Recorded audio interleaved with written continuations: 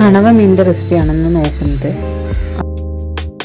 ഇതിനായിട്ട് കുറച്ച് ചെറിയുള്ളിയാണ് ഞാൻ എടുത്തിരിക്കുന്നത്. ചെറിയുള്ളി, ഇഞ്ചി, വെളുത്തുള്ളി, തക്കാളി, പച്ചമുളക്, ഒരു വലിയ ഉള്ളിയും സവാളയും എടുത്തിട്ടുണ്ട്. ഇതിൽ വെളുത്തുള്ളിയും ഇഞ്ചിയും കൂടെ ഞാൻ ചതച്ചെടുത്തിരിക്കുക, ബാക്കിയൊക്കെ അരിഞ്ഞെടുത്തിട്ടുണ്ട്. എണ്ണ ചൂടായിട്ട് കുറച്ച് കടുക് ചേർത്ത് കൊടുത്തിട്ട് നമുക്ക് ചതച്ച് വെച്ചിരിക്കുന്ന ഇഞ്ചിയും വെളുത്തുള്ളിയും ചേർത്ത് കൊടുക്കാം. അപ്പോൾ ഈ ഒരു മീനിനൊരു സ്മെല്ലുണ്ട് കേട്ടോ, അപ്പോൾ അതൊരു ഇത്തിരി ബുദ്ധിമുട്ടാണ്. പൊക്കിട്ട് നന്നായിട്ട് കഴുകിയെടുത്താൽ മതി. പിന്നെ അത് പച്ചമുളകും ചെറിയ ഉള്ളിയും എല്ലാം കൂടെ ചേർത്ത് വഴന്ന് വരുമ്പോൾ മഞ്ഞൾപ്പൊടി, മല്ലിപ്പൊടി, മുളക് പൊടി, കുറച്ച് കുരുമുളക് പൊടിയും കൂടെ ചേർത്ത് കൊടുത്തിട്ട് നന്നായിട്ട് ഇളക്കി കൊടുക്കാം. ഇങ്ങനെ ഒരു പരുവാകുമ്പോൾ നമുക്ക് തക്കാളി ചേർത്ത് കൊടുക്കാം. തക്കാളി ചേർത്തിട്ട് കുറച്ച് ആവശ്യത്തിന് ഉപ്പും കൂടി ചേർത്തിട്ട് ഇളക്കിയെടുക്കാം.